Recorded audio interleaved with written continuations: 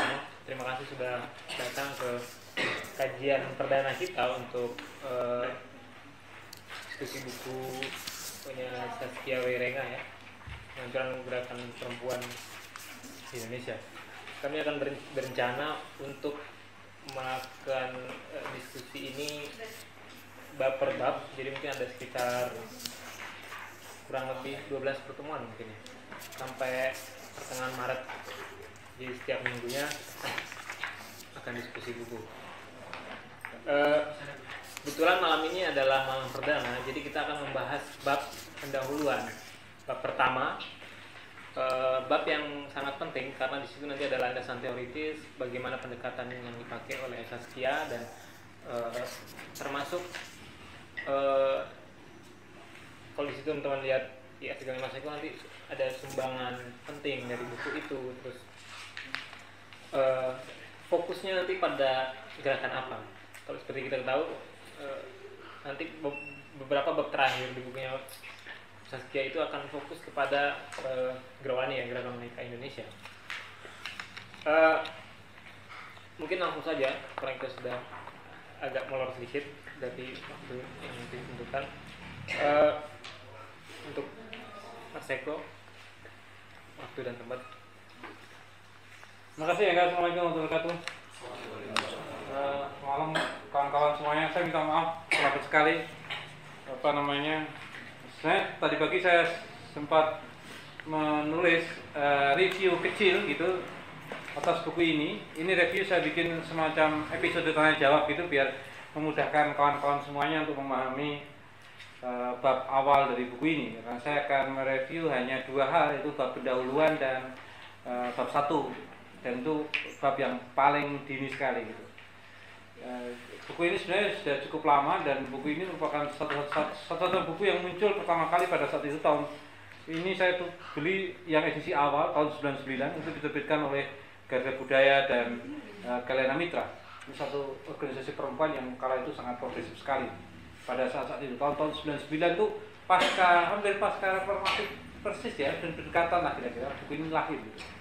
Memanfaatkan momentum dinamika kebebasan berpolitik waktu itu, banyak buku-buku lahir, dan di antara buku yang agak penting adalah Penghancuran Gerakan Perempuan di Indonesia.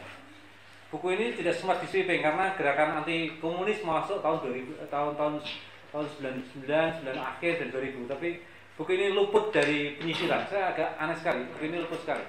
Mungkin karena dulu kan setiap penyisiran tuh bukunya mesti tahun-tahun itu menerbitkan buku tuh letter luck lah. Kalau komunis mesti gambarnya Karl Marx gitu. Saya dulu menerbitkan buku namanya PKI Korban Perang Madiun. Itu bukunya gambarnya Palu Arit gitu. Itulah zaman dulu letter luck PKI-nya ya PKI simbolik lah kira-kira. Maka buku seperti itu dibedeli semuanya biasanya. Nah, buku ini dari covernya tidak kelihatan PKI lah kira-kira. Jadi dianggap ini buku biasa aja gitu. Saya dulu menerbitkan buku yang hampir serupa, judulnya Bila Perempuan Tidak Ada Dokter, juga lepas dari sweeping besar-besaran. Kira-kira buku ini selamat dari itu. Saya hanya akan menyampaikan materi sedikit, dan karena ini adalah episode yang berlanjut gitu, saya akan mengawal dari pendahuluan dan saya membuat itu dalam bentuk tanya jawab. Sebenarnya apa pentingnya buku ini gitu? Buku ini sebenarnya membuka proyek propaganda Orde Baru yang selama ini disusun secara fiktif tentang Gerwani yang melakukan upacara seksual yang dalam diorama Lubang Buaya itu tampak betapa gerakan perempuan ini sadis, kejam, dan tidak bermoral. Nah, propaganda itu yang kemudian disusun secara sistematis oleh Orde Baru, dan kelak implikasinya serius bagi gerakan-gerakan perempuan, apalagi organisasi perempuan yang tumbuh pada saat Orde Baru maupun pasca Orba. Kira-kira ini akan mempengaruhi signifikan dari kampanye-kampanye tentang citra negatif Gerwani. Nah, buku ini berangkat dari itu, sehingga pertanyaan tesisnya didasari oleh peneliti heran dengan kenapa di setiap organisasi perempuan itu laki-laki sangat dominan, dan bahkan bisa dikatakan kepatuhan perempuan pada dominasi kaum laki-laki itu luar biasa terjadi di semua organisasi perempuan. Ini sekarang nampak kalau kita tanya Darah Wanita misalnya, himpunan Bayangkari misalnya, itu kan selalu identik dengan ketua Bayangkari adalah istrinya Kapolda, Kapolres gitu. Begitu juga dengan wanita PKK apalagi gitu. Dia heran sekali kenapa organisasi perempuan tidak independen dari pengaruh kaum laki-laki. Ini pertanyaan yang mengusik Saskia pada saat itu. Pertanyaan kedua adalah dia melihat bagaimana eksploitasi, dia waktu itu melakukan penelitian di buruh-buruh pabrik batik gitu. Dan bagaimana sampai sekarang pun masih situasinya serupa, bagaimana buruh-buruh perempuan itu mengalami penindasan. Dan ketika dia melihat bahwa ini adalah persoalan politik, maka selalu dia diberi respon oleh sekitarnya, itu dikatakan kalau kita membangun kesadaran politik, itu nanti membangun kesadaran politik pada buruh perempuan itu nanti dianggap sebagai cara-cara komunis atau itu gerwani namanya gitu. Nah, dia dengan kalimat-kalimat gerwani yang kemudian muncul pada tahun-tahun itu. Saskia melakukan riset ini pada saat Orde Baru begitu kuatnya gitu. Dan saya rasa dia melakukan riset ini dimulai dari tahun 82, 83, 84 dan selesai tahun 92 dan 93 gitu. Itu tahun-tahun di mana Orde Baru kuat sekali. Sehingga pertanyaan-pertanyaan dia terusik dari pertanyaan-pertanyaan itu. Bayangkan tahun 83, 84 itu kan Soeharto masih bisa tersenyum seperti gambar di truk itu. Di gambar di Simbah itu ya Soeharto senyum masih seperti itu gitu. Dia mengatakan ya jawabannya selalu seperti itu. Gerakan kalau para perempuan-perempuan itu dibangun kesadaran berpolitiknya itu nanti seperti gerwani. Nah, dua pertanyaan itu yang mengusik seorang Saskia, seorang peneliti. Dia katakan, mengapa di dalam organisasi perempuan pasca Orde Baru, perempuan-perempuan tunduk pada kaum laki-laki, dan kenapa kalau kita ingin membangun kesadaran politik kaum perempuan, selalu kita dianggap seperti gerwani. Nah, dua hal itu yang kemudian mengusik dia untuk mencoba meneliti tentang mengapa keadaannya seperti itu. Nah, kalau secara umum sebenarnya gerwani itu dalam pendahuluan yang dikatakan, gerwani itu memperjuangkan apa sih? Dalam bidang politik, gerwani Saskia membagi 3 klasifikasi dalam pendahuluan itu. Dalam bidang politik, gerwani mencoba melawan unsur-unsur reaksioner yang mengorganisir peristiwa 17 Oktober 52. Ini peristiwa kudeta. Nah, unsur-unsur reaksioner itu militer dan sekutu-sekutunya. Bayangkan ini gerakan perempuan yang agenda politiknya itu menarik menurut saya. Jadi berhadapan dengan unsur-unsur reaksioner dalam kekuasaan. Ini medan politik gerwani. Dalam medan perempuan ini dibedakan antara medan, nanti itu akan menjadi titik Saskia. Di medan politik dia menghadapi unsur-unsur reaksioner, dan di medan perempuan dia melawan PP nomor 19 dan mendorong undang-undang perkawinan yang lebih demokratis. Kelak kemudian dipotong dan ditebang oleh Orde Baru. Dia ingin di medan politik ada 3 medan politik itu menghadapi unsur-unsur reaksioner. Di medan perempuan dia mendorong adanya perkawinan yang lebih demokratis. Gerwani sangat anti poligami gitu, dan nanti kelak melawan Soekarno yang poligami. Dan ini uniknya Saskia menjelaskan dengan indah sekali pada konteks ini. Di medan daerah ini ada uniknya gerakan. Di medan daerah gerwani sangat giat mendorong gerakan petani untuk mengusir untuk tidak terusir dari tanah garapan. Nanti gerwani akan menghadapi kaum petani-petani kaum petani-petani baron-baron petani yang menguasai tanah banyak. Nanti gerwani akan berhadapan dengan itu yang dimana mereka ini sangat molimo lah, atau dalam bahasa Jawa itu molimo atau suka main perempuan lah gitu. Nah, ini gerwani akan berhadapan dengan kekuatan ini. Dan kekuatan ini secara diametral bertentangan sekali dengan prinsip-prinsip di gerwani. Nah, kenapa gerwani dalam pendahuluan dikatakan kenapa gerwani harus melibatkan tuan tanah? Gerwani mendorong bagaimana proses land reform itu berlangsung dan itu sebabnya gerwani menjadi musuh bagi tuan-tuan tanah karena dia mengancam kepemilikan tanah sekaligus dia mengancam kesukaan tuan tanah pada poligami. Ini gerakan perempuan yang sangat berbahaya sekali. Di medan politik dia melawan unsur-unsur reaksioner, di medan perempuan dia mendorong perkawinan yang demokratis, sedangkan di medan pedesaan dia melawan tuan-tuan tanah yang suka poligami. Saya rasa kalau rumah makan Wong Solo itu masih berdiri pada satu mungkin digerbek oleh gerwani. Jadi gerwani benar-benar menjadi ancaman karena itu dia berbahaya sekali. Saskia mengatakan rezim Orde Baru itu bukan hanya dibangun dengan cara membunuh PKI, tapi dibangun dengan bunuh perempuan. Nanti kalau kita lihat Ibu Tini Soeharto itu kan menjadi ibu khas Orde Baru tuh, taat pada Soeharto, ya seperti ibu-ibu Dharma wanita lah kira-kira. Dia ingin mencoba nanti ada menteri urusan wanita yang dikelola oleh ibu-ibu seperti Ibu Tini gitu.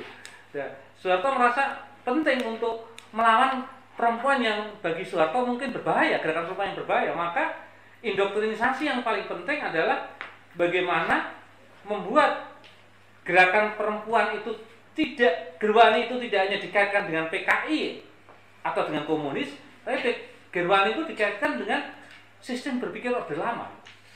Gerwani itu bukan hanya komunis saja, tapi Gerwani itulah prototipe gerakan politik Orde Lama.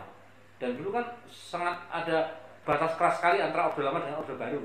Kalau sekarang kan sulit kita membedakan antara reformasi dengan Orba, karena orang-orang Orba ya ada di sini hari ini. Akbar Tanjung masih ada, sekutunya masih banyak. Kalau dulu kan benar-benar tuh batas itu ditiadakan benar, gitu kan. Ya gengnya Soekarno di penjara ada beberapa aja sih, tapi benar-benar dihancurkan. PKI pun dihancurkan habis-habisan. Nah maka ketika tuntutan keadilan yang dikemukakan oleh Gerwani itu begitu aktif, maka Gerwani dianggap sebagai salah satu prototipe yang harus dijauhi. Perempuan kalau ngurus politik itu sangat tabu di Orde Baru. Satu-satunya cara adalah menghancurkan mereka dengan membangun fantasi seksual Gerwani. Dan ini saya rasa proyek politik Orba yang paling berbahaya, karena dengan itu penciptaan perempuan menjadi penciptaan yang sangat buruk, berkonotasi moral dan buruk. Hingga hari ini menurut saya dampaknya sangat signifikan. Nah, saya akan masuk ke bab 1 karena ini metodologi riset. Ini saya rasa ini sebagian terpentingnya, karena ini bisa diterapkan pada studi ini dan diterapkan ke studi-studi yang lain. Di tahun-tahun 70-an, kata Saskia dalam kepustakaannya, sebenarnya ada kritik tentang positivisme. Jadi menganggap bahwa fakta-fakta sosial itu harus objektif, netral, dan tidak berpihak. Dianggap semua fakta itu sesuatu yang objektif. Oleh Saskia, dan ini terutama di Amerika Latin tahun-tahun itu, ada kritik bahwa mestinya pengetahuan itu juga mengabdi pada kepentingan kelompok-kelompok yang tertindas. Ini Paulo Freire dalam pendidikan kaum tertindas mengawali pendasaran ini. Bagaimana metodologi yang berpihak kepada mereka-mereka yang ditindas. Nah, positivisme menjadi kritik yang luar biasa. Dalam studi feminisme dan nanti menjadi pembuka dari Gerwani, selama ini pengalaman perempuan itu tidak dipandang sebagai bangunan yang sah untuk membangun teori. Nah, pengalaman perempuan itu, kehidupan perempuan itu tidak pernah dikaji, dan itu bahkan kalaupun pengalaman perempuan itu dikaji, itu dianggap sebagai sebuah kekecualian. Dia menyimpang sesuatu yang umum. Jadi pengalaman perempuan itu tidak pernah dijadikan sebagai bagian dari pengetahuan. Nah, oleh Saskia, mestinya ilmu pengetahuan seperti itu membuat perempuan kemudian dicitrakan secara palsu gitu. Istilah Saskia, karena perempuan ini pengalamannya tidak pernah masuk dalam teori pengetahuan, maka perempuan itu citranya selalu emosional, sensitif, dan tidak ada lain. Perempuan itu kecuali 3: fantasi seks kita selalu pada perempuan, tubuh perempuan itu mengandung, dan kemudian bahkan perempuan itu sebagai ekspresi pengejawatan dosa lah, kira-kira begini. Karena konotasinya selalu seperti itu, karena dia tidak pernah dianggap pengalaman itu sebagai bagian pengetahuan. Maka kalau kita bicara perempuan, selalu kalau tubuh, seks, ekspresi dia sebagai yang bisa mengandung, bahkan lebih parah lagi, dia adalah penciptaan dari dosa. Maka dalam dalam banyak hal, kata Saskia, dasar-dasar itulah yang ingin dibongkar dalam pendekatan dia dalam penelitian ini. Dia katakan, mestinya harus kita rumuskan ulang ini. Dengan tidak meletakkan pengalaman perempuan sebagai sebuah pengetahuan, maka kita harus rubah ulang. Istilah Saskia kemudian, nilai objektif, rasional, metode ilmiah, itu sesuatu yang menurut dia harus dikritik. Maka dalam Saskia kemudian mengatakan bahwa kepentingan pengetahuan itu subjektif sebenarnya. Nah, sisi subjektifnya apa? Dia katakan, dia mengutip Foucault, kebenaran itu bukan sesuatu yang menunggu untuk ditemukan oleh orang ilmiah, tetapi kebenaran itu dipandang dari ciri-ciri hubungan kekuasaan tertentu yang kemudian diisi oleh dalam sebuah wacana. Jadi relasi-relasi, pengalaman-pengalaman sosial itu menjadi penting sekali. Dan di sini pengalaman perempuan menjadi sangat relevan. Nanti dalam konteks Gerbani ini menjadi sangat penting untuk dijadikan pendasaran bagaimana pengalaman-pengalaman orang menjadi aktivis Gerbani dijadikan menjadi dasar riset dia. Nah, penelitian, jadi kebenaran itu bukan menunggu, tapi kebenaran itu bisa kita lihat dengan relasi-relasi antar aktor, relasi-relasi kekuasaan, itu bagian dari kebenaran. Nah, penelitian itu tidak beranjak dari apa sih realitas itu gitu. Kalau dalam bahasa paling baru sekarang ini dalam bom Kuningan tuh bukan apa yang terjadi di bom itu gitu. Tapi bagaimana fakta, interpretasi, pendapat itu terjadi gitu. Ini kan orang melihat berita itu kan yang lihat kenyataan. Jam 11 tadi ada bom di Kuningan meledak dan ada orang, ada kamera, orang melihat realitas. Tapi sebenarnya bagaimana faktanya diinterpretasi? Bagaimana para pengamat ngomong? Kapolda ngomong, Wakapolri ngomong gitu. Dan bagaimana nanti besok pagi media, bahkan hari ini media menginterpretasi itu gitu. Dan bagaimana pendapat-pendapat itu kemudian muncul gitu. Nanti kan urutannya sama gitu. Sampai-sampai kita apalagi terus sudah teroris ditangkap, semua ditangkap, sudah teroris ditangkap nggak pernah dia bisa kita wawancarai. Yang wawancara ada Densus dan sebagainya. Terorisnya udah ditutupi topeng gitu sudah. Apalagi istri teroris sudah nggak bisa diajak wawancara sama sekali kira-kira. Jadi kebenaran itu bukan sesuatu realitas. Itu bukan apa yang nyata, apa yang ada. Jadi bagaimana interpretasi atas itu. Jadi fakta-fakta, pendapat-pendapat mengenai itu muncul. Nah, itulah yang dinamakan oleh Foucault dinamakan dengan kebenaran. Maka Saskia mengatakan bahwa dengan cara seperti itulah penelitian ini berangkat dari bagaimana dia melihat wacana, interpretasi, pandangan orang atas organisasi ini, gerakan perempuan terutama. Dan itu kemudian membuat sifat penelitian ini tidak apolitis, tidak netral, dan tidak objektif. Peneliti harus, ini menariknya Saskia begini, peneliti itu harus menyatakan posisinya ada di mana. Bahkan peneliti itu harus jujur motivasi apa yang mendasarinya. Dan tidak bisa dihindari penelitian seperti itu selalu ada konsekuensi politik atas riset itu. Nanti dalam perjalanannya Saskia mengalami tekanan-tekanan banyak gitu. Apalagi tahun-tahun itu kan meneliti Gerbani lagi. Jadi seorang peneliti itu tidak bisa mengatakan dirinya netral. Dia harus berada di posisi mana sih saya ini, dan konsekuensi politiknya apa dengan penelitian seperti ini. Apalagi penelitian tentang gerakan perempuan. Nah, di studi ini menariknya adalah kenapa Saskia kemudian tertarik gitu. Ini pengalaman subjektif peneliti bisa sangat penting sekali. Saskia adalah orang yang aktif dalam gerakan perempuan di Belanda. Nggak mungkin orang meneliti topik seperti ini tanpa terlibat dalam gerakan. Dia terlibat dalam gerakan perempuan di Belanda. Dia melakukan kritik atas orang yang sangat terkenal sekali, bahkan dikagumi oleh ilmuwan sosial yang Profesor Weldon. Bukunya pernah terbitkan Resist itu yang revolusi itu orang sangat tersohor lah kira-kira pada saat itu. Dia melakukan kritik karena Weldon nggak pernah melihat tentang gerakan perempuan. Nah, kritik dia kemudian memotivasi dia untuk melakukan penelitian tentang buruh-buruh pabrik. Dari situlah sebenarnya kelokan dia, temuan dia tentang ketertarikan dia tentang Gerbani. Nah, mula-mula dia katakan begini, mula-mula saya itu hanya tertarik pada pertanyaan empiris tentang apa yang sebenarnya terjadi. Ini khas peneliti. Sebenarnya apa sih yang terjadi? Saya dulu mula-mula terlibat dalam pengetahuan terorisme juga mula-mula pengen tahu apa sih yang terjadi ngebom-bom kayak gitu. Mula-mula seperti itu ketertarikannya.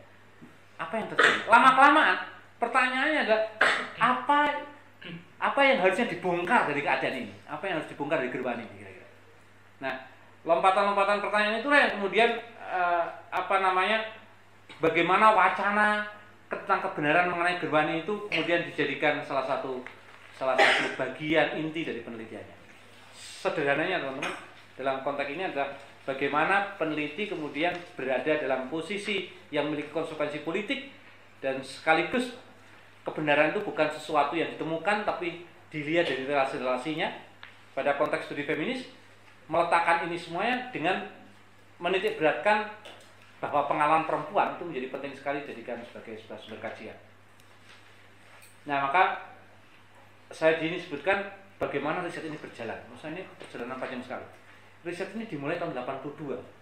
Dia melakukan riset pendahuluan 6 minggu. Ini disiplin intelektualnya luar biasa menurut saya. Tahun 82 dia melakukan riset selama 6 minggu.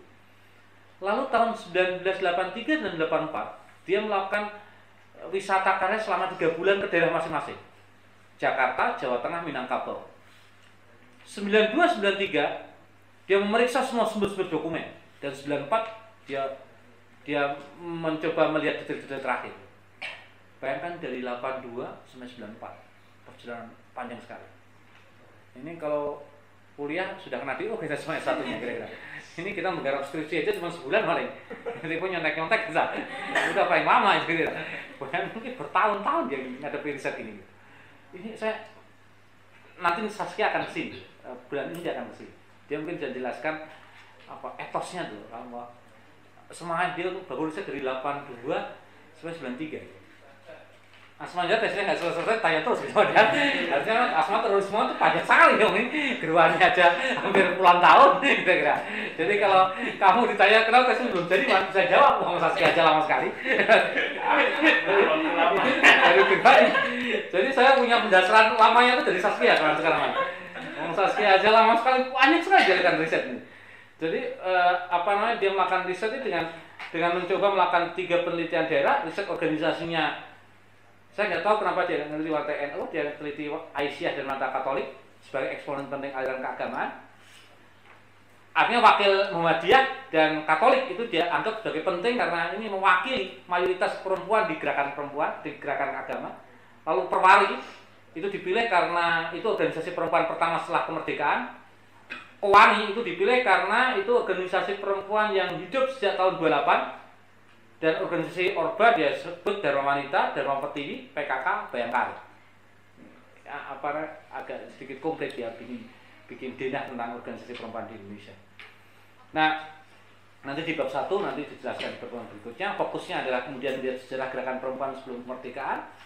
Lalu bagaimana Soekarno yang dulu mendorong sikap perempuan itu berpolitik, nanti kemudian dilawan oleh gerakan perempuan itu sendiri. Kenapa, dinamika apa yang terjadi?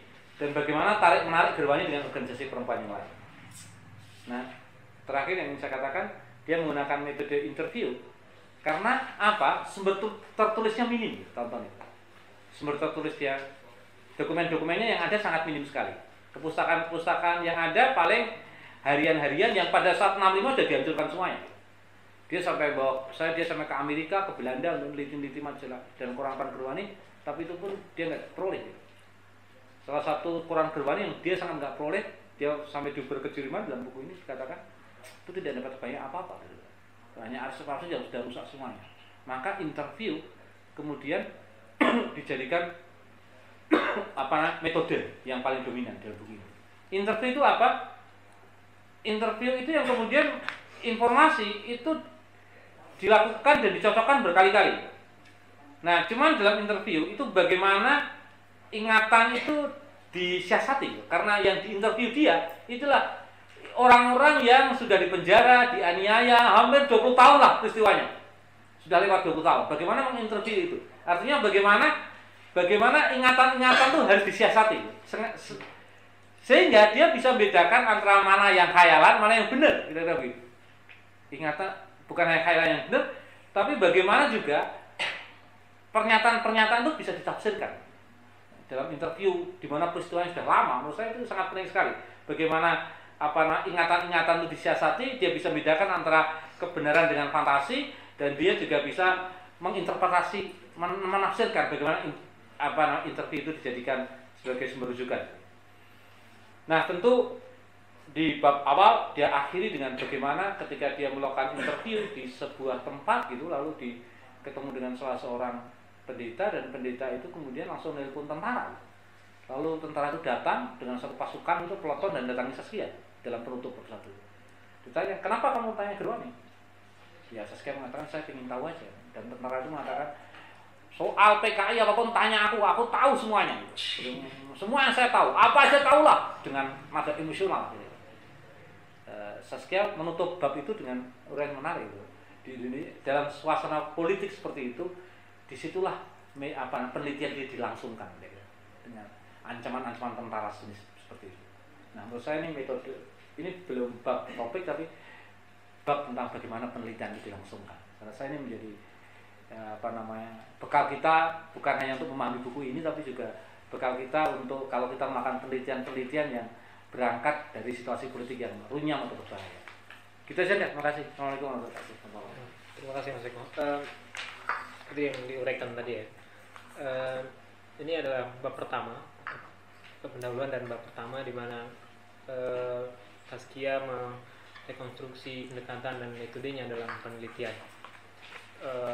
Sepertinya tidak mudah melakukan penelitian, apalagi ini perdana dia melakukan penelitian tentang gerakan yang sempat dihabisi di zaman Orde Baru.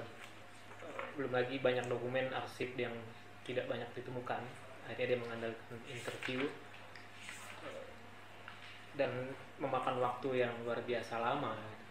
Ini istilahnya kalau dalam penelitian itu memulai penelitian baru itu babat alas ya. Memulai pertama. Oke, mungkin teman-teman ada yang mau tanyakan. Nanti untuk pertemuan pertama kita belum ada yang memantik untuk pertemuan-pertemuan selanjutnya. Jadi teman-teman bisa mengajukan diri untuk memantik dan membuat tulisan. Ini diskusi bukan kuliah gitu. Jadi diharapkan teman-teman juga ikut membaca bukunya gitu. Jadi kira-kira masing-masing kita memberi masukan dan tanggapan. Oke, mungkin ada yang mau merespon, silakan.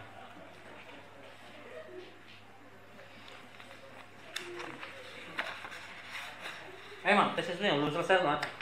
Atau lebih ada selesai tesisnya?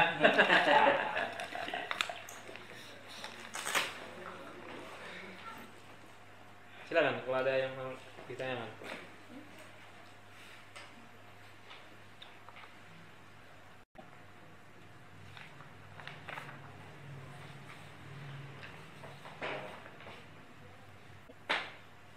Bibi, kalian buka lah. Gak usah pertanyaan tapi masih sama-sama lah. Aku belum baca buku ini. Wah, apa bahasa tanya jawabnya udah cukup. Ini tak bikin model LKS tak.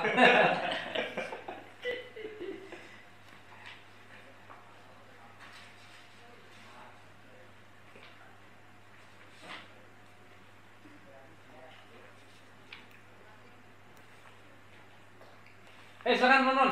Itu yang tentang pemilihan responden dia itu tentang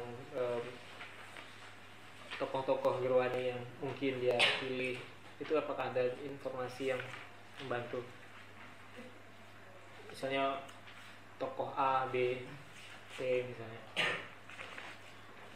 Ya sepertinya Saskia di sini disebut dalam di bab awal dia mencoba melakukan interview yang dikonfirmasi dengan dengan dokumen-dokumen yang ada, dan kemudian kadang-kadang dia ada bab yang dia tidak sengaja menemukan seorang tukang pijat gitu yang dia ternyata aktif Gerwani. Sebenarnya Saskia nggak sengaja aja, kebetulan dia pinggangnya sakit lalu kemudian dibantu oleh si tukang pijat itu. Lah ketika dia mijat itu dia cerita orang, ini Gerwani ternyata, dan itu ada anomali seperti itulah kira-kira.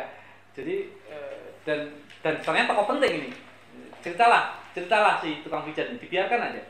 Sehingga kata Saskia, seakan-akan kalau orang melihat dari luar itu tidak ada dipandang dinilai sebagai pembicaraan antara tukang pijat dengan orang yang dipijat gitu. Ini bercerita tentang bagaimana perempuan ini menjadi aktivis Gerwani. Mulai dia dilatih membaca, saya nggak bisa bayangkan ya pada saat itu dia membaca buku-buku Mark Lenin gitu. Ini perempuan desa gitu. Betapa dahsyatnya Gerwani gitu. Dia perempuan dusun yang baca buku Mark, buku Lenin, dia perempuan biasa di dusun gitu. Dan tiba-tiba dia ikut Gerwani dan dibangun kesadaran berpolitiknya. Sampai dia mau live in di kawasan-kawasan itu. Sampai dia nggak disebutkan di mana dia tinggal untuk kalau istilah Hidayatullah itu kerja dakwahnya Gerwani gitu kira-kira, di kawasan terpencil. Dan kemudian ketika terjadi peristiwa itu dia sama sekali nggak tahu.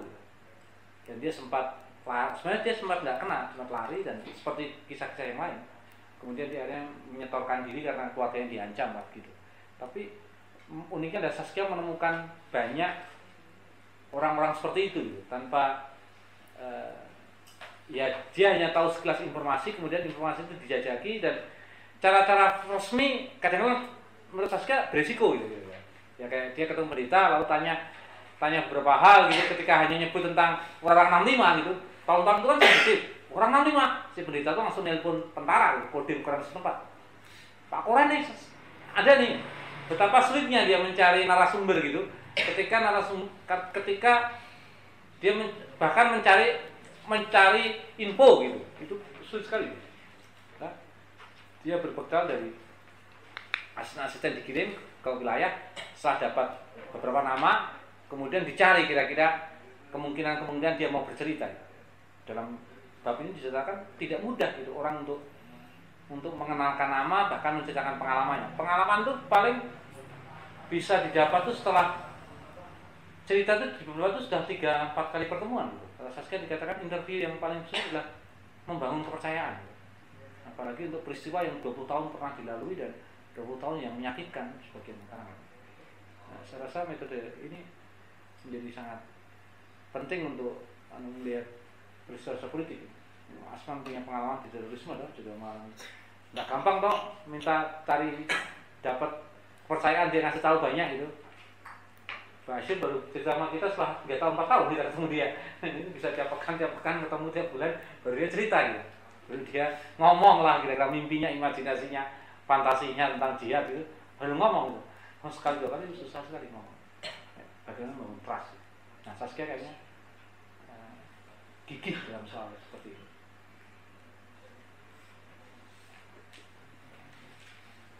Halo.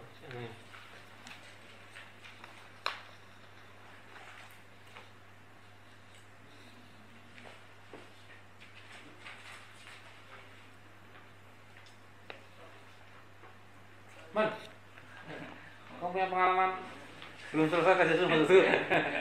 Tahu ada masukan dari Mas, ini ada keterangan pabrik batiknya tuh di mana? Enggak ada ya? Enggak ya? Tukang kaki juga enggak ada? Tapi kalau nggak di Solo ya di Jogja. Mungkin di Atau paling enggak apa semacam hasil dari riset dia yang itu tuh ada diringkaskan di situ atau tidak? enggak ada. Dia nyebut sekilas itu. Saya juga nyari-nyari pabrik batik yang dia katakan ini. Sepertinya nanti di bab Mungkin di bab berikutnya.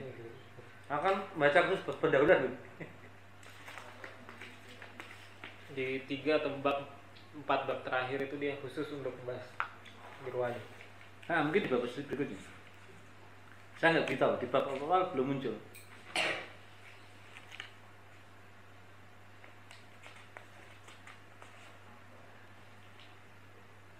Ayo ini, kalau nggak ada yang nanggapi jadi gerakan pengajian bukan gerakan perempuan.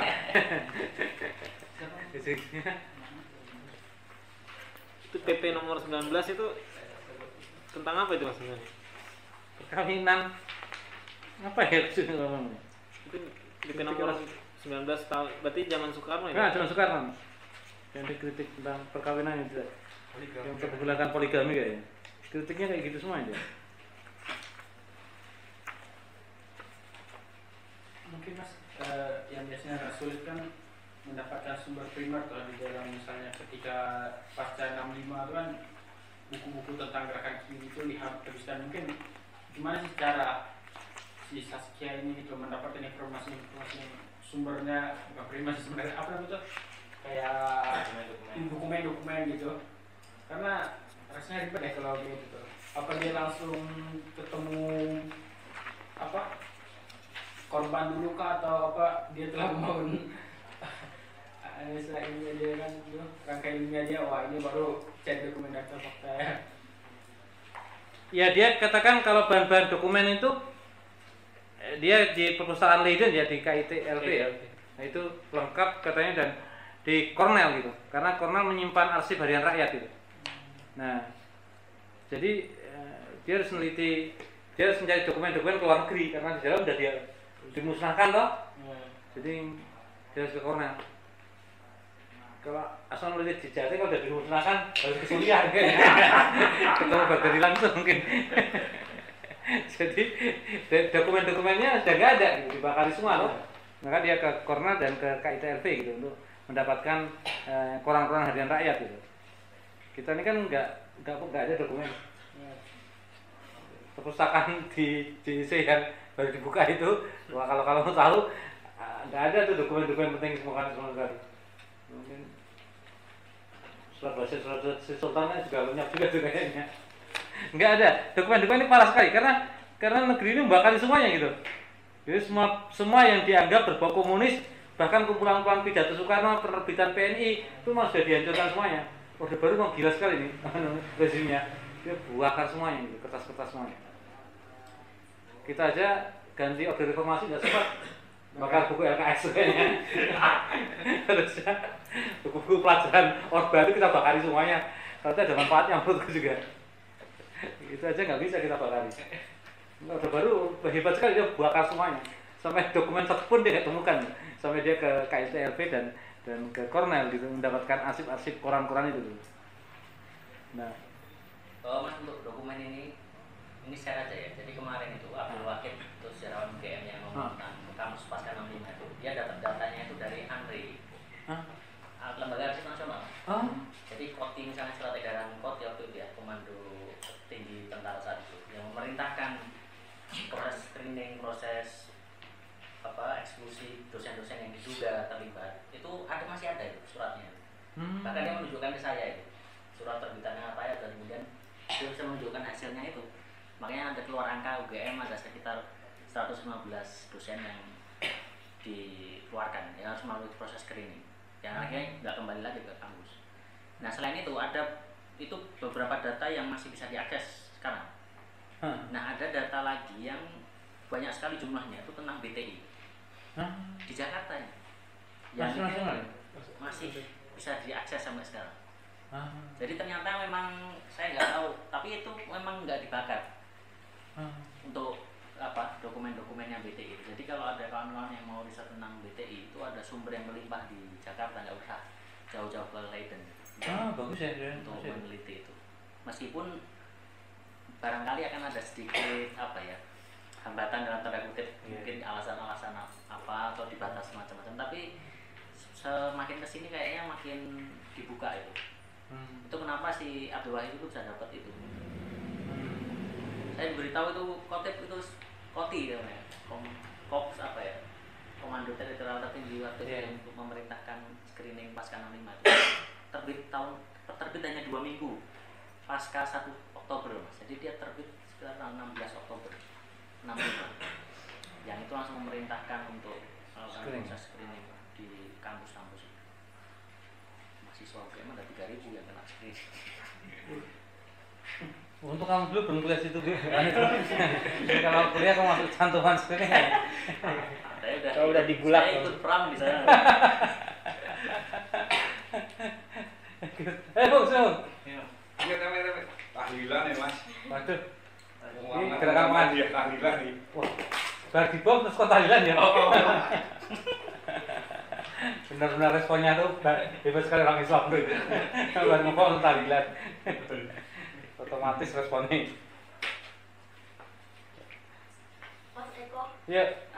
Berkaitan sama keluarga-keluarga Gerwani yang mungkin udah pernah diinterview sama Zaskia, terus mungkin masih hidup sampai sekarang, itu ada nggak tujuan sesuatu untuk ya sebenarnya tuh mungkin mereka kan ada juga yang jadi korban gitu untuk penguatan mental ataupun gimana sebenarnya, karena kita kan juga Orde Baru itu kan menghapuskan semua yang berkaitan dengan Orde Lama. Terus Zaskia ada motivasi nggak untuk mendorong korban untuk mungkin ada korban-korban Gerwani yang sakit mental atau sakit gitu, gimana itu?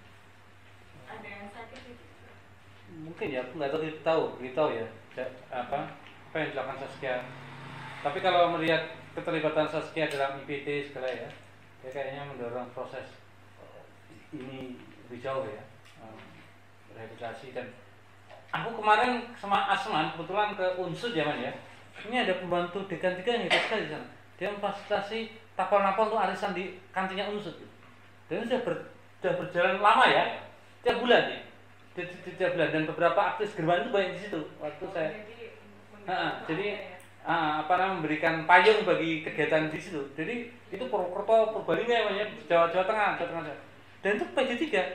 Lebih gilanya lagi tuh HMI seniornya. Ini HMI agak bener lah menurutku. Jadi apapun tuh HMI itu ada gunanya juga kira-kira. Dia fasilitasi. Dia suruh keluar dari HMI aja mas. Suruh keluar dari HMI aja. Jadi dia fasilitasi, ada arisan yang dia fasilitasi, kemudian kalau ada orang datang, saya kemarin datang itu suruh ceramah, mas tolong dong jelasin tentang IPT gitu. Saya jelasin, dan mereka semangat sekali. Sampai ya biasa kan orang 65 itu kan selalu antusias pada saat-saat ini apalagi kan. Saya itu kok dengar mas ya, Pak Presiden kok bilang sudahlah lupakan masa lalu, lihat depan. Kita bangun logis sederhana toh. Ya kalau orang mau merenung itu berarti masa lalu. Kalau kita kan selalu ingat masa lalu terus. Mereka dari proklamasi, hari pahlawan, masa lalu semuanya gitu kan. Orang naik motor aja ada spion. Kalau nggak ada spion, bisa tabrak kita semuanya. Lagi, oh iya bener ya, masa lalu penting gitu. Kita harus perjuangkan. Nah, pembantu DK-nya tuh bahkan sampai pada tingkatan level itu pembantu DK itu mengantarkan, ya mencarikan becak, menuntun. Dia benar-benar benar mendengarkan, membela dan melindungi itu loh. Saya rasa jarang kampus di sini kantinnya bisa dipakai untuk alisan tapal-napal secara terbuka gitu. Saya rasa jarang sekali gitu. Nonton film senyap aja nggak boleh. Nonton film senyap aja nggak boleh. Itu tiap bulan. Dan itu kata saya tanya, Pak, kenapa kayak gini mas? Ya kita ingin mas, biar terjadi rekonsiliasi dengan anak muda di sini. Karena sifatnya di kantin toh, Sabtu itu dia banyak mahasiswa di situ. Dan mahasiswa di sana sudah ngerti mas ya, itu pertemuan tapal-napal gitu. Ya, aku ngerti orang tapal-napal. Jadi tanpa harus gembar-gembor ada pertemuan apa ya, tiap bulan sekali aja di situ. Gitu. Ini saya rasa akan memperteguh benar nih. Mereka merasa dibela, diberi hak atau ruang menurut saya. Nah, sekarang ini kan susah menemukan akademisi seprogresif itu. Bahkan yang nulis 665 pun merasa nggak berani. Romo Bas itu nggak berani mentasin dramanya SMI aja. Asing ngitung-ngitung IPT aja nggak mau, dia suruh langsung untuk penulis 665 loh ya. Ini betul HMI. Unsud ya itu. Unsud. HMI suruh ngaji, sholat sebenarnya bener menurut. Unsud yang saya pengen menghadirkan dia ke sini gitu. Biar dia cerita tentang apa yang dilakukan selama ini. Sudah setahun lebih dia melakukan itu. Ya nanti kita ajarkan ke Imam Pondok selanjutnya. Oh ya penting itu.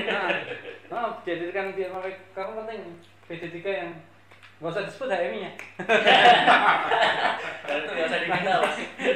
Kalau disebut HMI-nya gaya semua nanti. Apa aku bilang toh? Ini kakanda lah. Disebut kakanda semua nanti. Apa abang bilang tuh banyak abang-abang kita ini bang. Kalau lagi bener aja disebut mereka ini.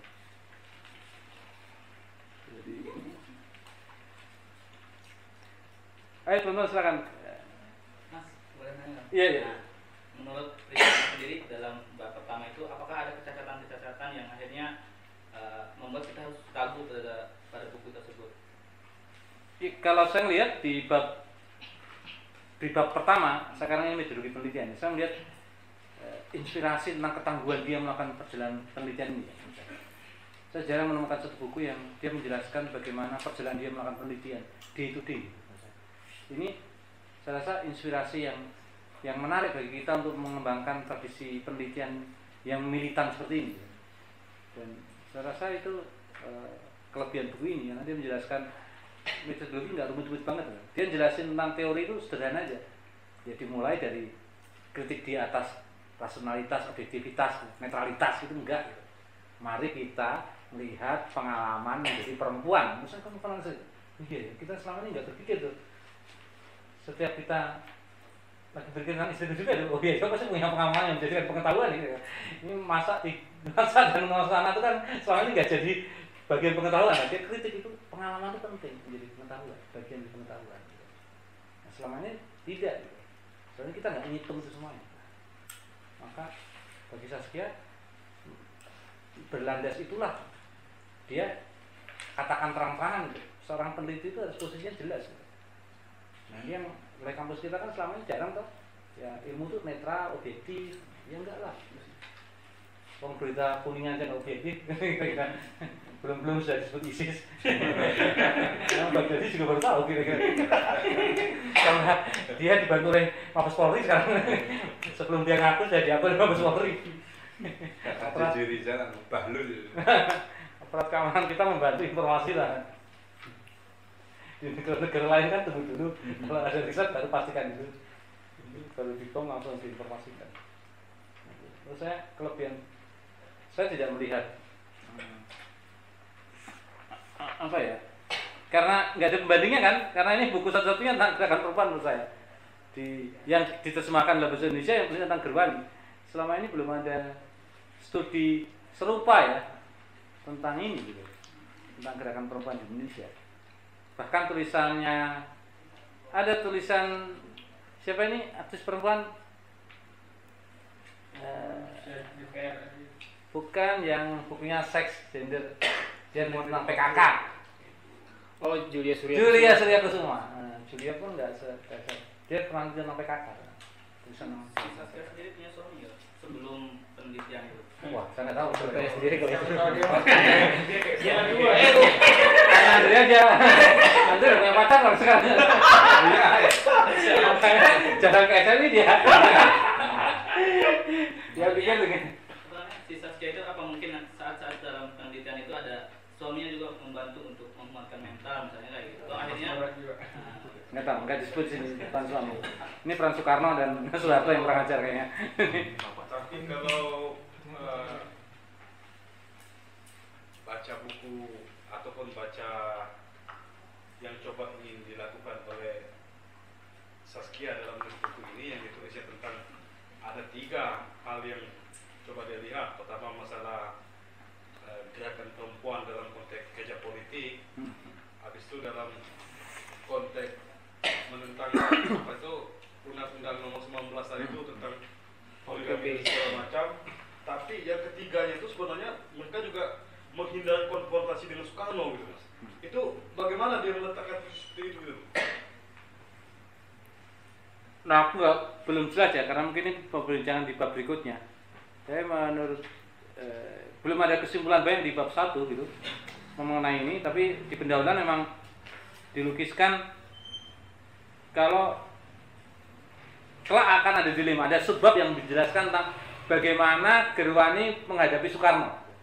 Karena apapun dulu Soekarno lah yang mendorong kesadaran politik kaum perempuan, dan ketika Soekarno itu kemudian melakukan poligami, nah, itu ada bab khusus sebenarnya. Nanti akan dilanjutkan di sesi berikutnya bagaimana Gerwani berhadapan dengan Soekarno.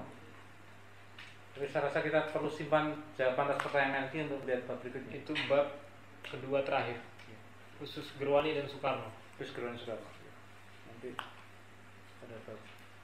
Kan disinggung juga oleh Saskia dalam penelitiannya di sini tentang gerakan perempuan yang lain gitu. Ada Aisyah, Perwari yang mewakili Islam, ada gerakan perempuan Katolik dan segala macam. Saya juga nggak tahu bagaimana Saskia ini melakukan penelitian, apakah apa ya istilahnya itu,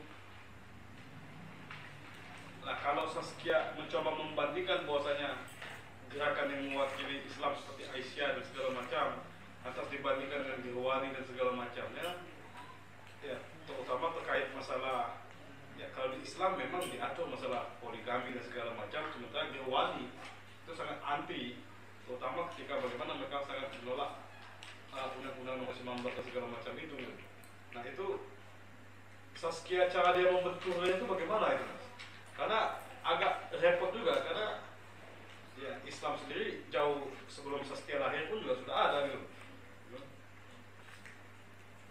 Artinya kelayakan dia menjadi suatu dikatakan gerakan perempuan berbanding dengan gerakan perempuan yang lain, nah itu bagaimana? Bahkan Saskia juga menjelaskan ya semacam kayak ya gerakan-gerakan perempuan seperti Aisyah atau itu ya cemen gitu loh dibandingkan gerakan Gerwani yang lebih berani gitu loh, lebih berani secara politik dan segala macam, bahkan mengorganisir buruh perempuan gitu loh segala macam.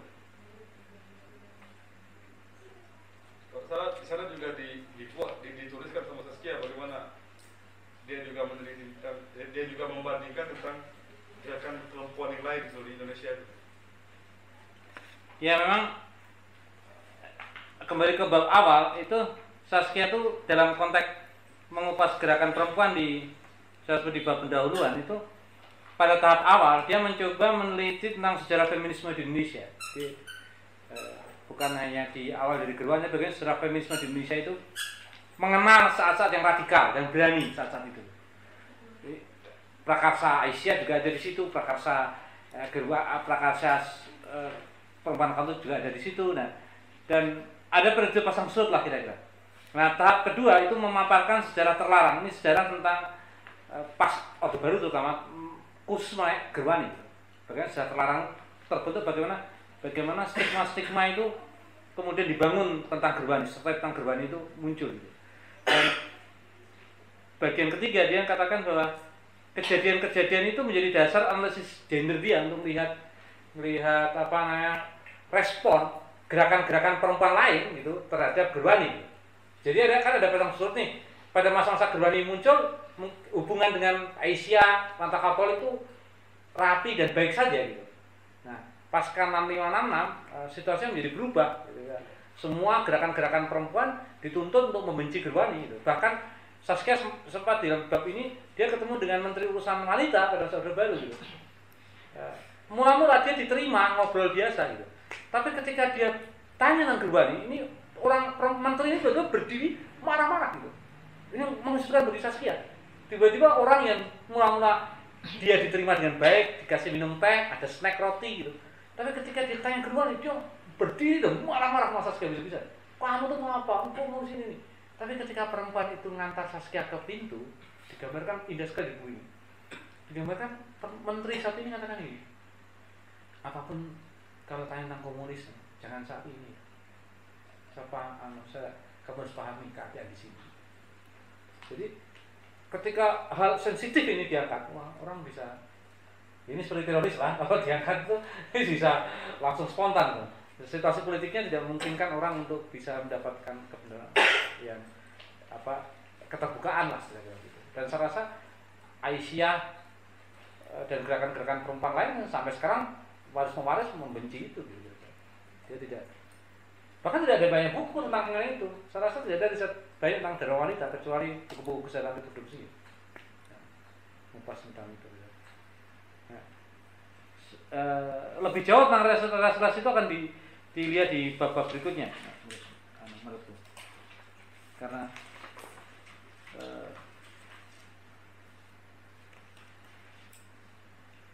yang jelas dia katakan dalam metodologi itu menariknya begini, dia katakan begini dalam pembukaannya, dia katakan begini, berapa banyak yang rekaan dan berapa banyak pula yang benar untuk memvalidasi semua informasi. Tidak ada kebenaran objektif tentang ingatan-ingatan kita, tidak ada kebenaran objektif tentang ingatan itu, karena itu ada usaha untuk mengatasi perbedaan, bahkan untuk mengatasi perbedaan itu sesuatu perbuatan yang sia-sia untuk itu. Memang benar kita ini ada kumpulan masa lalu. Kita semua tersusun dari ingatan-ingatan, tetapi ingatan adalah sesuatu yang tak menentu.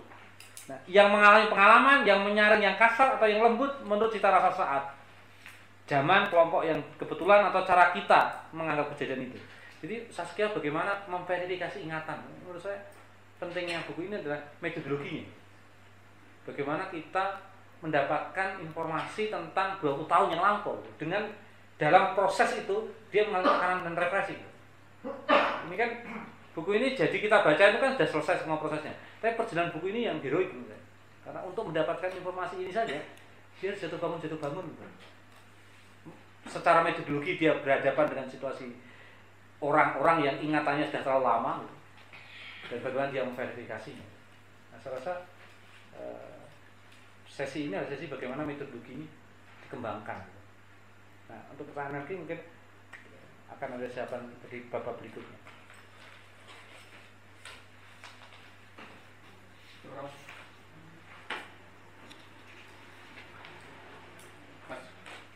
Ya, ini kan pada latar belakang dari Saskia ini kan dalam melakukan penelitian itu kan karena ada keheranan ya terhadap kepatuhan perempuan dan dominasi laki-laki begitu. Nah, apakah dalam buku tersebut itu kemudian dibahas kenapa perempuan itu jadi patuh terhadap laki-laki begitu? Apakah memang pada akhirnya memang ada unsur agama atau suatu hal yang lain gitu? Atau memang sudah sengaja dibuat pembikinan bahwa perempuan harus patuh terhadap laki-laki entah karena agama dan lain. Karena kalau menurut pandangan saya terhadap ini adalah bahwa laki-laki punya peran yang penting dalam pengaturan gerakan perempuan di Indonesia. Dalam hal ini adalah pada suami begitu. Karena tadi juga Mas Kom menjelaskan bahwa Soeharto membuat Ibu Tien menjadi ketua penguatan perempuan gitu ya untuk melawan Gerwani dan sebagainya gitu. Nah, apakah ada arahan ke situ dari Saskia sendiri? ya di metodologi memang disebut di sini penting sekali bagaimana metodologi feminisme itu perlu dikembangkan untuk mengkritik positivisme yang sangat patriarki gitu. Secara nilai pengetahuan gitu, pengetahuan dikatakan oleh Saskia pada dasarnya pengetahuan itu pro laki-laki gitu. Jadi dia selalu menganggap kalaupun ada pengalaman perempuan itu dianggap sebagai sebuah keistimewaan atau sesuatu yang lain lah, berbeda lah. Pada dasarnya tidak hanya rezim patriarki ini, rezim pengetahuan itu pun tidak pernah menganggap perempuan itu pengalaman itu dijadikan sebagai landasan epistemologi dalam sebuah riset gitu. Nah, ini relevan dengan situasi politiknya kemudian. Dengan cara seperti itulah maka rezim patriarki itu terbangun gitu. Saya juga di metodologi penelitian ini dia mencoba untuk mengatakan bahwa unsur subjektif itu penting gitu dalam penelitian. Selama ini saya pun juga merasa itu selama ini kita abaikan gitu. Sesuatu yang subjektif itu membuat pengalaman perempuan itu akan kita nilai. Jadi sehingga dia tidak hanya punya pengalaman seks melulu atau mengandung, melahirkan gitu-gitu lah kira-kira. Nanti Gerwani punya problem pada tingkatan ini kata dia. Di bab awal sudah dia sampaikan. Ketika dia mendorong agar nanti kan ada namanya rezim meletakkan perempuan itu juga sebagai ibu tapi sebagai agen perubahan sosial. Dilema-dilema itu akan jadi Gerwani. Apakah dia mendorong emansipasi terus sehingga posisi menjadi setara, atau dia juga mempertahankan peran keibuan perempuan itu? Ini dilema gerakan perempuan misalnya. Saskia pun mengatakan itu di awal. Karena dia tidak ingin juga kan kalau pada konteks itu bagaimana meletakkan. Kalau Orde Baru kan jelas, ya perempuan ya di rumah aja, ya jadi istri aja yang patuh kira-kira. Setinggi-tinggi kamu berkarir bekerja ya jangan lupa, kamu tugasmu ada ngasuh anak dan melahirkan gitu. Nah itu nanti juga berikutnya nanti kan akan dilihat itu dilema gerakan perempuan sebenarnya perjuangannya pada titik mana. Ini sama sekarang kan aktivis perempuan juga menghadapi dilema kayak gitu. Gimana sih dilema mengatasi rezim patriarki ini kira-kira? Perempuan SMI juga. Perempuan SMI juga rasa bisa keluar. Makanya perempuan SMI juga ada yang jadi pemantik ini kayaknya. Sisanya orang bukan SMI. Jadi bagaimana meletakkan, karena akan selalu ada kontradiksi nih. Karena simpangan-simpangan itu terjadi pertarungan gitu. Bahkan di metodologi penelitian itu sangat dikatakan sangat sangat ditekankan sama dia.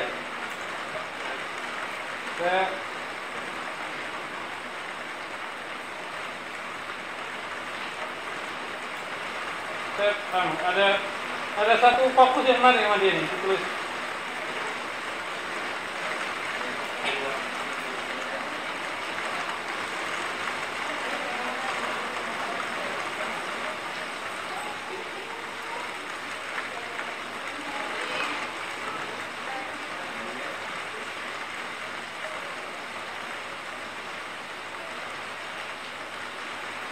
Ya itu menurut saya dilema-dilemanya.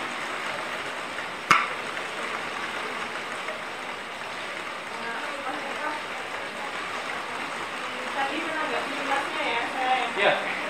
Maksudnya kan tadi kan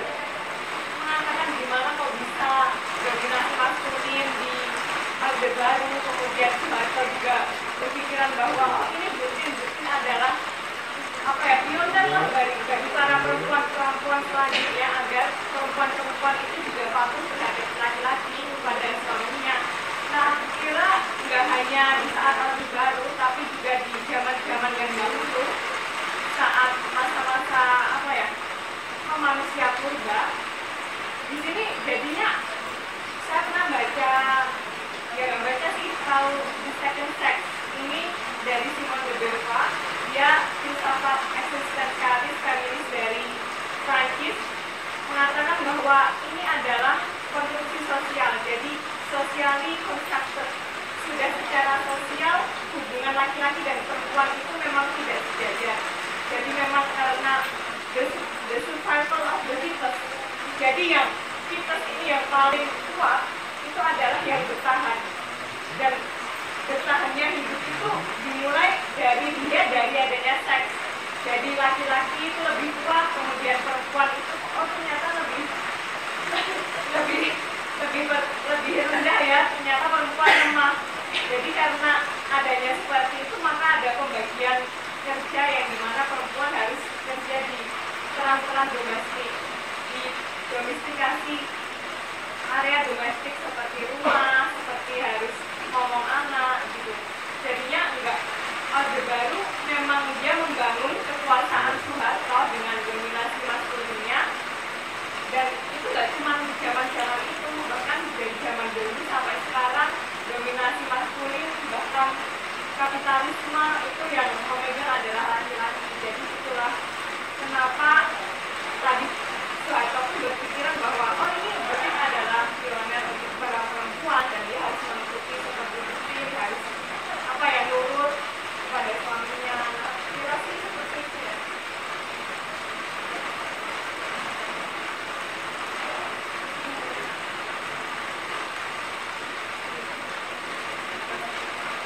Nanti kalau teman-teman tertarik, Resis pernah menerbitkan buku tipis sekali. Ini tesis sebenarnya tentang perempuan dan kapitalisme. Ini tesis sederhana, tapi bagus sekali begitu, tipis sekali begitu. Saya actually punya ini, kalau teman-teman mau berminat bisa di fotokopi. Tentang bagaimana konsumsi sosial yang terus-menerus berjalan gitu, dan kapitalisme memberikan lebih tekanan lagi gitu pada posisi perempuan. Buku ini tipis sekali. Buku ini dulu kita terbitkan tapi nggak begitu banyak direspon. Tapi kembali kalau saya baca buku itu menjadi sumbangan penting. Dia tesis kecil tapi menarik menurut saya, menteorikan bagaimana konstruksi gender dalam meletakkan kapitalisasi perempuan. Nanti kalau teman-teman tarik di kajian ini bisa Anda nanti kasih tahu, kalau menarik fotokopi aja karena kecil kok bukunya. Dan karena cukup sudah nggak ada misalnya. Yep. Jadi ini saya boleh tadi karena saya di Parto. Ada beberapa buku yang bicara tentang resiko itu, mungkin rezim pada studi tentang budaya. Ini bahas resiko itu residivisme itu. Artinya ada perempuan-perempuan di belakang kekuasaan. Dia melihat bahwa struktur kekuasaan dalam model Parto itu sebetulnya sangat dipengaruhi oleh perempuan.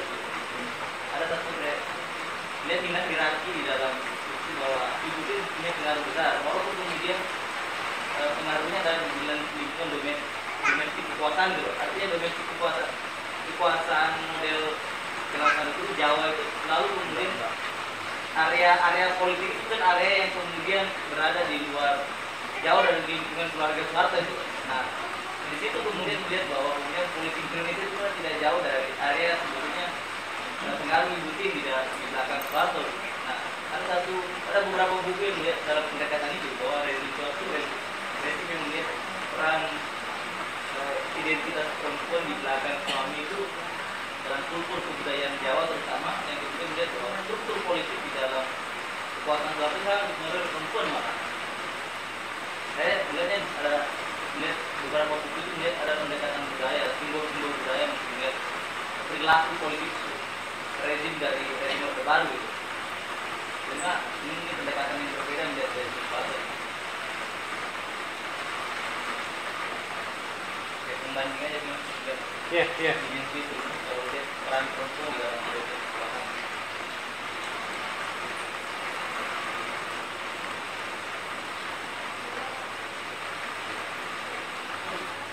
Ya. Pertama, saya salut atas langkah-langkah yang ditempuh oleh Saskia dalam buku ini dengan riset yang begitu lama. Tapi saya sendiri juga belum baca bukunya. Tapi melihat dari makalah singkat mengenai pendahuluan dan bab pertama ini, sepertinya dalam buku itu hanya mengulas tentang masalah feminisme saja, khususnya Durwani, tanpa ada atau membahas isu-isu kerakyatan tentang perempuan. Kayaknya hanya kayak gitu aja gitu. Kemudian jangan-jangan ini hanya masalah perspektif, sudut pandang, ideologi politik yang mana Durwani punya, Saskia mungkin melihat Durwani sebagai gerakan perempuan itu didiskriminasi dan tidak banyak dibicarakan di masa Orde Baru, sedangkan gerakan-gerakan perempuan yang lain tumbuh, masih tetap tumbuh.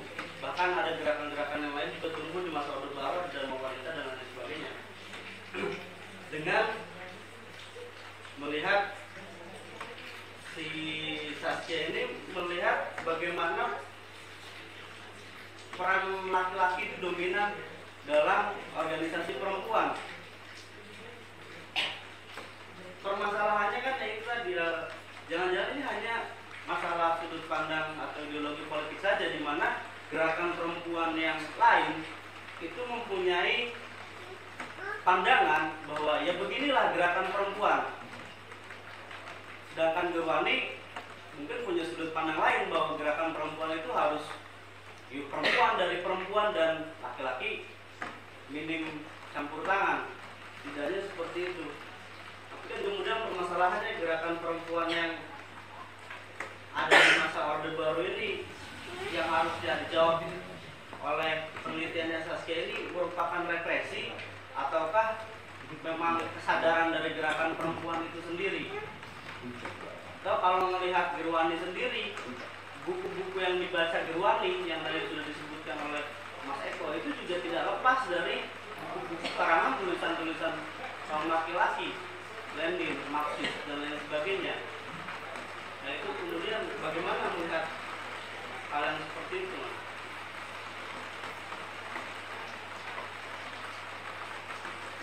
Ya, komentari Asman dan teman yang satu tentang apakah memang buku ini, karena Saskia berangkat dari sebenarnya Orde Baru itu kan dasar bangunannya itu kan berangkat dari lubang buaya itu kira-kira. Lubang buaya yang diperingati tiap 1 Oktober itu cara itu kayak Islam itu ritual haji lah gitu. Semua kekuasaan 1 Oktober selalu melakukan ritual di lubang buaya menurut saya. Dan siapapun sampai hari ini tidak bisa melupakan lubang buaya. Dan lubang buaya itu bangunan sejarah nggak pernah dipugar sama sekali. Di antara diorama lubang buaya yang paling menyolok itu adalah diorama pesta seks kaum Durwani. Bagi Saskia itu menandaskan bahwa kekuasaan Orde Baru itu dibangun mula-mula dengan menghancurkan gerakan perempuan gitu. Bukan soal penculikan 7 jenderal itu gitu. 7 jenderal mana diculik, tapi gerakan perempuannya kan dalam film pengkhianatan tidak muncul. Bagi Saskia dengan cara seperti itu, maka akan terjadi perubahan politik besar di kondisi hidup perempuan dan gerakan perempuan berikutnya. Nah, oleh Saskia dalam metodologinya, disitulah ini juga bukan hanya kesalahan perse politik Orba, ini juga kesalahan metodologi pengetahuan yang dibangun karena dia melihat pengalaman perempuan itu sebagai sesuatu yang bermakna, berarti. Ini sederhana aja, teman. Ada buku The Theory of Everything, ditulis oleh istrinya Stephen Hawking. Kalau kamu baca bukunya History of Time, itu kan bagaimana Stephen Hawking menemukan hukum waktu. Tapi di tangan istrinya, itu bahkan Stephen Hawking itu menemukan itu kalau nggak jasa istrinya luar biasa itu. Istrinya sangat religius gitu. Ini bisa bayangkan nih, 2 suaminya ateis dan istrinya religius itu. Hawking selalu dalam semua teman-temannya selalu berdiskusi dengan istrinya ini. Kelak, menurutku film Hawking itu ya Theory of Everything itu gitu. Itu bagaimana perempuan itu penting sekali dalam proses pengalaman dia ini berarti dan bermakna bagi Hawking. Ini saintis loh ya, yang pengalaman yang benar objektif gitu kira-kira. Itu bagaimana peran dia itu penting. Ya dari Hawking kita tahu sejarah waktu menurut saya. Semuanya ini kan orang-orang religius yang goblok aja yang nggak mempertahankan jasa Hawking itu. Kita baru paham kok dengan Hawking itu, saya tuh baru paham kenapa malam lebih cepat kadang siang. Itu di Quran dan kitab suci nggak ada itu. Itu Tuhan katakan ya baca Hawking dong kira-kira. Kita bisa paham ini kenapa hujan kayak gini dan kita panas dan dingin. Itu Hawking yang saya jawab itu. Dan kenapa kita lempar ke atas dia jatuh itu hanya Isang itu yang jawab itu semuanya. Dan peran istrinya penting. Nah, dia selalu, nah di situ dalam bahasa sederhananya, Saskia jelasin nih, kalau kamu nggak bicara gerakan perempuan, kau nggak bisa paham ini kenapa bisa kayak gini keadaannya kira-kira. Kok tiba-tiba ada ibu-ibu PKK yang sibuknya arisan melulu kira-kira, tiba-tiba ada ya kesukaannya ibu-ibu ngerumpi ya, kok tiba-tiba ada ya isu perceraian di TV sinetron nggak karuan ya, kenapa ada ya? Bagi Saskia situasi politik-politik kayak gini-gini ya, ini karena gerakan perempuan ditebang sejak dulu. Itu implikasinya panjang sekali. Ini nanti di babak berikutnya kelihatan sekali. Konsekuensi seriusnya ini. Dalam bidang pendidikan nanti kelihatan sekali loh. Perempuan tidak ada perempuan tuh pelajaran baca aja. Ibu Budi itu nggak ada aktivitasnya kecuali di dapur melulu menurut saya. Dan Bapak Budi itu sombong sekali selalu baca Quran aja kira-kira. Dan Budi itu selalu bantu ibu dan Budi nggak pernah bantu bapaknya kira-kira ini. Bapak dan Ibu Budi itu keluarga yang kecil sekali, Orde Baru. Sampai hari ini pun Ibu Budi kita nggak tahu namanya. Ibu Budi. Ini sebenarnya Ibu Budi. Kurasa Ibu Budi itu punya nama gitu. Dan Ibu Budi itu selalu berpenampilan serupa gambarnya menurut saya. Patuh, taat gitu, dan ibu-ibu yang lain. Kartini itu lah, kelihatan sekali. Gambar Kartini itu kan gambar konstruksi laki-laki itu. Diam, seribu bahasa, dan senyum juga enggak, ketawa enggak. Kartini ini prihatin sekali itu hidupnya itu. Dengan cara seperti itu kita peringati orang satu itu. Makanya peringatan orang itu kan keliru terus mesti. Ada yang lomba masak-masak, ada yang jalan-jalan. Ini benar kan baca habis gelap terbit terang itu menurut saya. Ini gara-gara itu, gara-gara gambar Kartini seperti ibu PKK itu. Maka ada lomba sanggul, lomba masak-masak.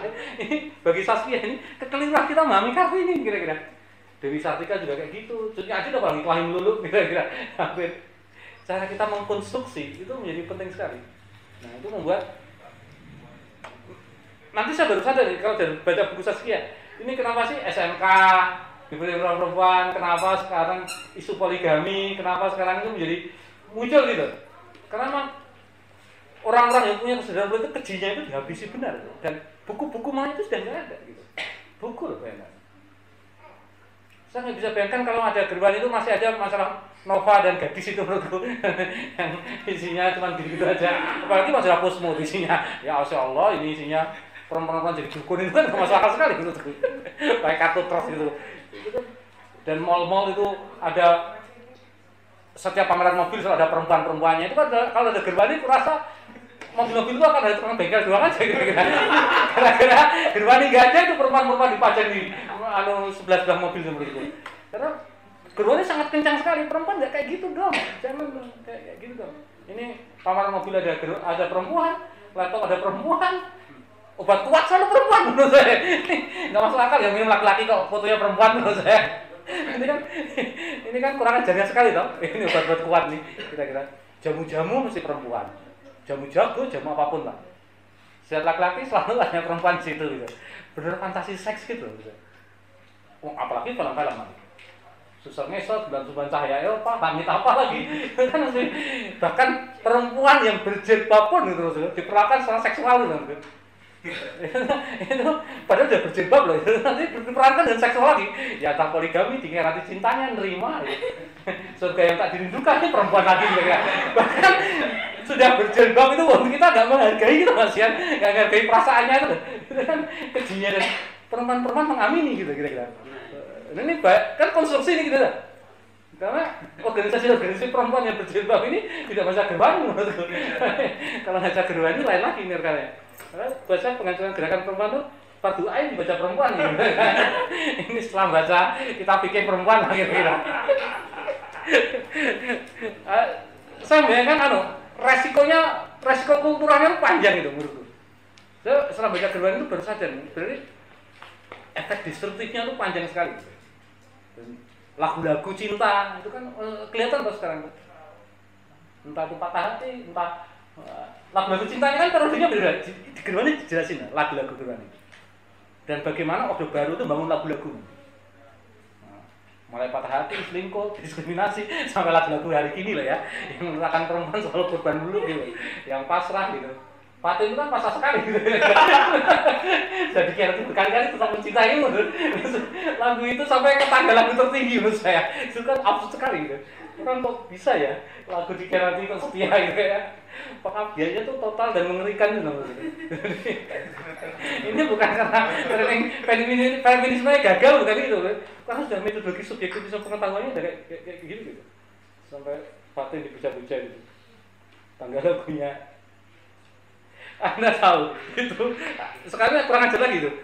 Ada itu loh, apa namanya? Peter Pan. Noah itu loh. Kenapa dinamakan Noah? Itu seksual sekali gitu. Itu ada gambarnya Luna Maya tidur-tiduran.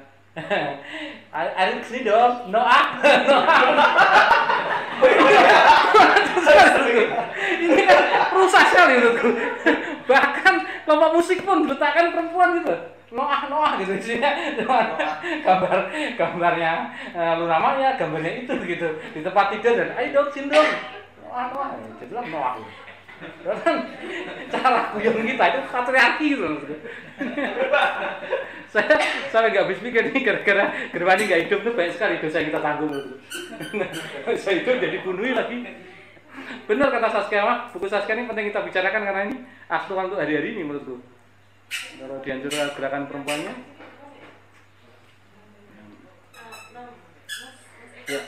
Iya, jadi saya juga sepakat sama Mas Eko bahwa perempuan dari dulu sampai sekarang itu perempuan adalah objek. Jadi dia adalah objek yang tadi seperti di majalah Cosmo, majalah Nova, majalah yang lain, perempuan harus cantik seperti ini, dia harus pakai make up, dia harus lipstick atau yang lainnya. Jadi sayangnya juga perempuan juga dalam perasaan dia juga harus manut. Ketika suaminya poligami dia harus kadang menyimpan sendiri, nggak berani untuk mengungkapkan bahwa laki-lakinya itu selingkuh, bahwa laki-lakinya itu jahat. Jadi kadang juga perempuan masih nerima gitu, kemudian apa ya, sayang sekali gitu.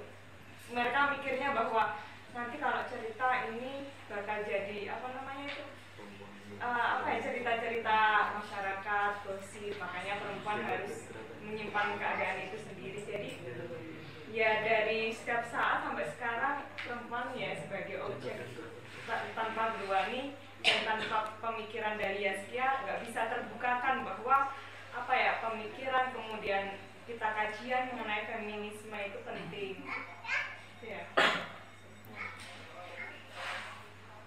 Ya makanya pemantik ini saya rasa nanti di bab 1-2 harus teman-teman aktif perempuan nih. Saya yang bisa mantik metodologi gitu. Karena pengalaman perempuan penting gitu. Karena yang bicara perempuan kan Anda punya pengalaman banyak kok dalam dunia perempuanan gitu, dan itu menjadi sangat. Saya kemarin misalnya baca novel Istriku Teroris gitu dari siapa itu? Istriku Teroris itu perempuan berkaum sorban itu. Abijah. Saya diskusi sama Mbak Abijah beda buku itu. Karena saya sering bukan ketemu dengan istri teroris, saya sering dengan terorisme. Novel itu bahkan perempuan yang nulis gitu. Novel itu menceritakan bagaimana istri teroris kemudian jatuh cinta dengan polisi. Itu dalam pengalaman terus nggak ada orang jatuh cinta sama polisi gitu. Itu sampai saya heran, imajinasi apa loh Mbak yang dapat Anda peroleh gitu. Kok sampai Anda membuat kesimpulan yang drastis kayak gini? Itu nggak ada dalam sejarah. Mau terorisnya itu di Syria, di mana pun tuh nggak ada jatuh cinta dengan laki-laki yang nangkap suaminya gitu. Ini saya terus tanya, apa yang Mbak lakukan dalam mendapatkan inspirasi novel ini? Baru dia cerita, oh saya itu waktu itu ketemu dengan teroris-teroris, lalu bertemu dengan densus-densus di rumah makan, lalu bertemulah mereka. Lalu berimajinasilah saya. Kira-kira andai kata istri ini jatuh cinta dengan densus. Ini imajinasi kayak gitu percaya. Jadi dia nggak ketemu dengan subjeknya langsung. Saya bilang, Mbak, itu menghina, bukan hanya menghina, itu meremehkan pengalaman orang menjadi istri teroris. Orang menjadi istri teroris itu berat. Sudah harus pakai jubah, didatangi ke penjara di stigma, belum suaminya nikah lagi kadang-kadang. Ini kan nggak sempat dia jatuh cinta yang lain malah itu banyak. Saya kan jatuh cinta sama polisi, nggak sempat kalau saya. Itu dia udah ditekan sedemikian rupa. Kok sampai ada novel yang menceritakan jatuh cinta dengan polisi dan SMS agak cinta-cintaan gaya ale-ale anak muda itu kan bener-bener ya salah Mbak, mungkin Anda harus meneliti lebih dalam. Itu bener kata Saskia, ini karena pengalaman perempuan nggak dijadikan tambang gagasannya, sumber pengetahuannya. Ya sama dengan kalau poligami, kalau ditanyain bener-bener di TV aja kan kayak pasrah ya, namanya dinamakan ibadah. Cuma kalau tanya bener-bener pasti pengen nunjuk suaminya kalau kan lempar gitu terus. Tanyanya aja yang salah. Kalau tanyanya, "Woi, kalau poligami nanti dapat surga lo ya?" Bener lo ya? Oh iya, percayalah kira-kira. Kalau metodologinya kita pakai surga melulu ya, percaya terus lah kita ini. Nah, bagi dia benar saya katakan, pengalaman perempuan kenapa tidak diangkat? Karena setiap Anda kan menurut saya pernah kok wawancara dengan kebetulan pelayan Indomaret itu kos di rumah saya itu sering saya obrol-obrol itu. Bagaimana dia tertindasnya ya? Harus mengucapkan selamat datang di Indomaret berkali-kali gitu menurut saya. Itu ternyata pengalaman menyakitkan buat dia gitu. Iya, berarti apa dia segitu ya, Mas? Selamat datang di Indomaret, selamat belajar di Indomaret ya kan. Berkali-kali dikatakan kayak gitu. Dan apalagi kalau setiap Natal harus pakai topi Natal, nanti setelah baru pakai ini lagi. Dan harus berkosmetik kan perempuan kan terjaga enggak kayak gitu. Dia harus berdandan, dia harus kalau laki-laki mah terserah mah bangga. Di Indomaret harus dandan, pakai lipstik, harus mas segala macam. Konsekuensinya loh banyak sekali gitu. Selain mengucapkan selamat datang dan selamat belanja itu belum kalau durasi waktunya juga sampai malam gitu. Tanya aja pelayan-pelayan di mall, bagaimana ongkos dia nggak usah di mall lah, pelayan di BS lah atau Gardena gitu. Itu kan harus berdandan cantik, harus rapi terus, harus dandan lipstiknya demikian rupa dan berdiri gitu. Itu pengalaman tuh nggak pernah dibangun. Bukan yang diburu aja, di mall-mall tuh lebih berat lagi, harus berdiri sedemikian panjang dan lama. Jadi buat saya itu ada satu buku tentang buruh perempuan yang menjelaskan tentang pengalaman kaum buruh perempuan toh. Dan saya rasa pengalaman itu nggak pernah dijadikan kajian. Ya kalau percaya sekali-kali wawancara dengan orang yang datang ke Navagrim sama orang yang datang di Natasha. Itu kan beda kelas itu kira-kira. Navagrim ya guru PAUD lah ya datangnya ke Navagrim. Nanti Natasha elit. Itu beda lagi gitu. Beda lagi. Betapa kalau Anda lihat lah orang nongkrong Navagrim sebentar lah, kelihatan toh populasi mahasiswa dari kampus mana.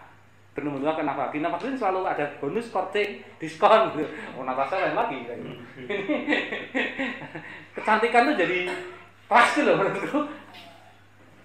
Dan saya rasa ini konsekuensi dari nggak ada Gerwani. Saya rasa kalau Gerwani masih hidup yang diserbu pertama kali Navagrim sama Natasha akan diseru jadi kamarnya Gerwani.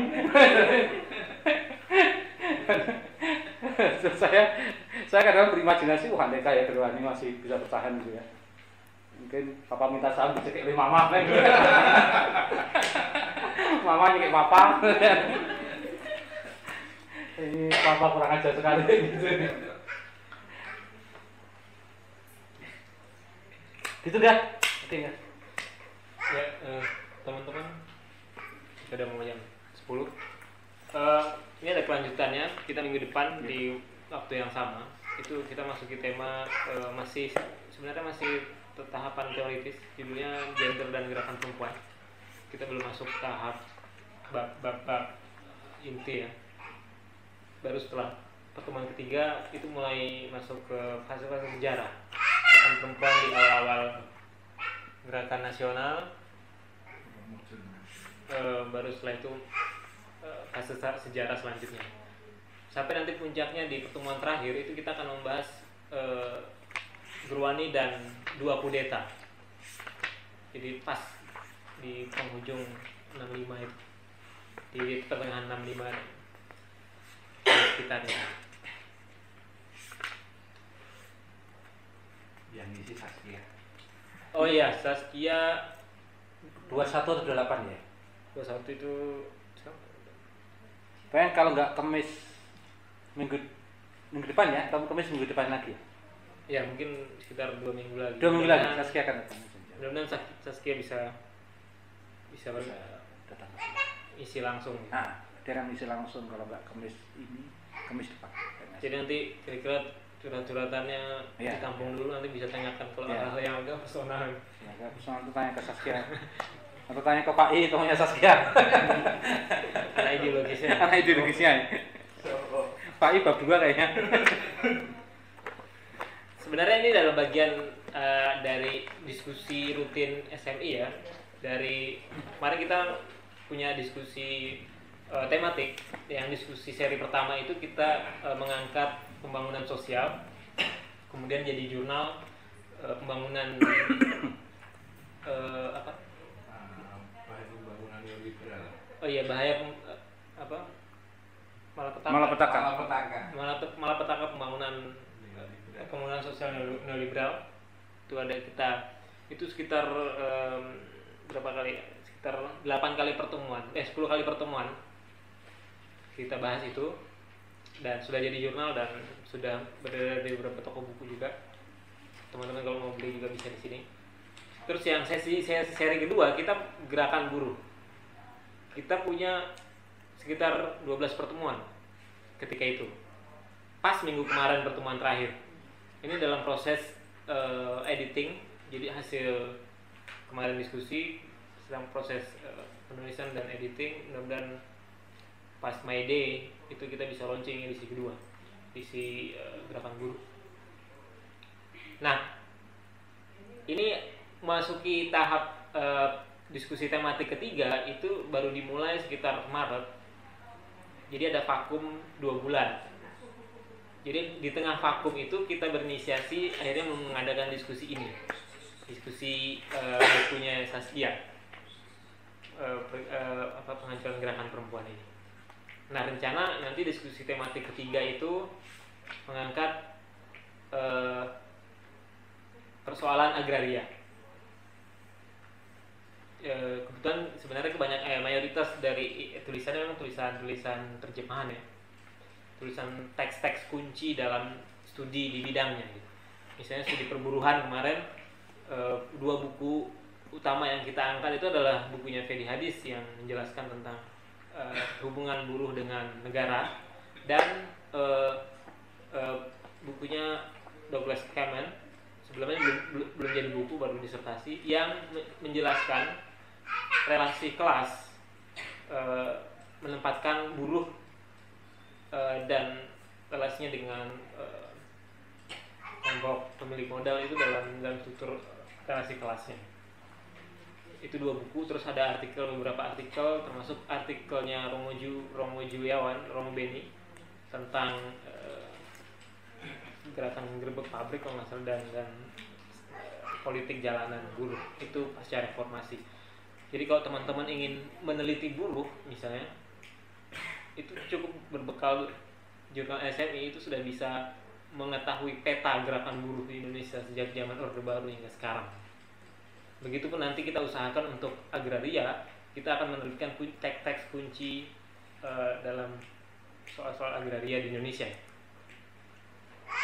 Kalau pembangunan sosial itu kita juga banyak kita menerbitkan teks tentang bagaimana pembangunan sosial itu di Indonesia berjalan dari semenjak periode akhir Orde Baru hingga sekarang. Teman-teman pasti dengar namanya PNPM. Itu adalah salah satu program yang menjadi objek kritik dari jurnal pertama SMI. Nah, kira-kira begitu gambarnya. Terima kasih teman-teman sudah hadir. Mudah-mudahan kita bisa ketemu lagi di pertemuan selanjutnya. Malam Jumat ya. Malam Jumat ya. Sebenarnya untuk pertemuan selanjutnya belum, dan pertemuan selanjutnya itu belum ada pemantiknya, atau belum ada, kecuali untuk pertemuan di terakhir Roy, tiga. Kira-kira kalau teman-teman sudah lihat itu rangkaiannya dan begitu tema-tema per minggunya, itu teman-teman bisa misalnya saya nih hari ini saya pengen jadi pemantik dong, silakan saja, kita bebas. Dan lebih bagus lagi misalnya kalau teman-teman sudah melihat isi bukunya, apalagi nanti kalau misalnya pas Saskia kesini mungkin ada bahan untuk ditanyakan ya. Jadi lebih bagus, atau karena waktunya terbatas, kira-kira pertanyaannya agak lebih kontekstual lah kira-kira. Oke, mungkin itu saja. Terima kasih. Sampai jumpa di pertemuan selanjutnya. Assalamualaikum warahmatullahi wabarakatuh. Gimana?